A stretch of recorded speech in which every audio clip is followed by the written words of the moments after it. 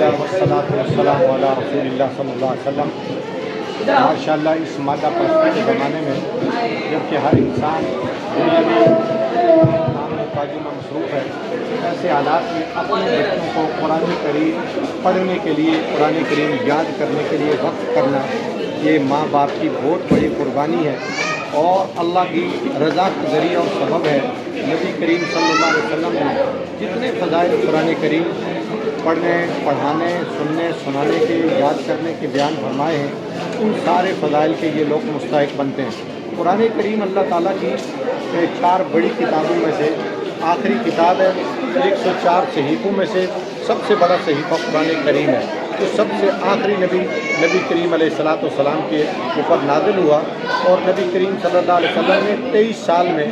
اپنے ایک صحابی کے اوپر قرآن کی بڑی محنت کی ہے، اور کتنی مشکلات، جیسے میں نے بیان میں بھی عرض کیا کہ کتنی مشکلات میں قرآن کریم یاد کیا گیا، کہ اس زمانے میں کوئی کتابی شکل میں قرآن موجود نہیں تھا، کبھی کھجور کی چھال پہ موجود، کبھی پتے پہ موجود، کبھی شانے کی ہڈی پہ موجود، کبھی پتھر کی سل پہ موجود۔ ایسے عالم میں ان لوگوں نے کتنے مجاہدے کے ساتھ قرآن کریم یاد کیا کہ نبی علیہ السلام بھی اپنی زبان مبارک کو ذرا سپیٹ لیتے کہ بھائی کہیں قرآن کے کوئی الفاظ رہ نہ جائیں۔ اللہ نے فرمایا تو ہر لسان کا لکھا جلا بھی ان علینا جمع قرآن،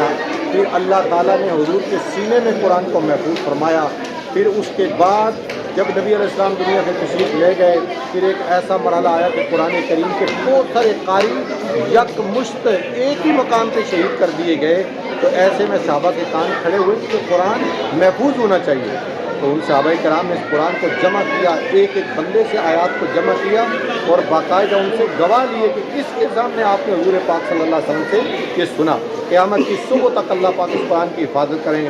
اور اللہ پاک نے اس قرآن کی حفاظت کے لیے یہ چھوٹے چھوٹے بچے پوری دنیا میں، اس وقت بھی دیکھیں وفاق المدارس میں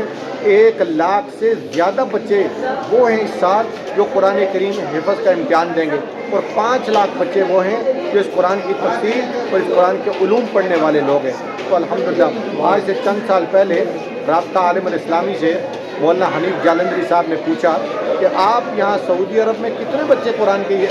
حافظ بناتے ہیں؟ انہوں نے کہا جی 5-6 ہزار بچہ سال میں تیار ہوتا ہے۔ اس وقت مولانا جالندری نے ان کو جواب دیا تھا کہ ہمارے پاکستان میں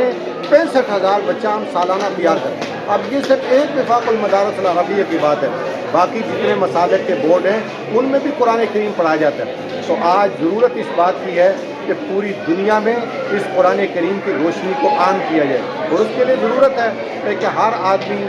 دامے درمے قدمے سکھنے جتنا ہو سکتا ہے اس کے لیے آگے بڑھے۔ اور ماشاءاللہ آپ میڈیا والے حضرات جو ہیں، آپ بھی ماشاءاللہ قرآن کریم کی تلاوت وہاں چلاتے ہیں، ترجمہ سناتے ہیں، علماء کو بلاتے ہیں، بیانات سناتے ہیں، یہ بھی اس کام کو پروموٹ کرنے کا ایک ذریعہ ہے۔ اور یہ جو ماشاءاللہ ادارے اللہ ان کو کامیابی عطا فرمائے، تو ہم سب کو اس سلسلے میں آگے سے آگے بڑھنا چاہیے۔ اس طرح روزات القرآن ماشاءاللہ اس کی بڑی خدمات ہے، 15-20 سال سے اس علاقے میں کام کر رہا ہے، بڑے بچے انہوں نے قرآن کے حافظ بنائے۔ اللہ تعالیٰ مولانا سید شفیع صاحب کو ان کے وفاقات کو خیر عطا فرمائے۔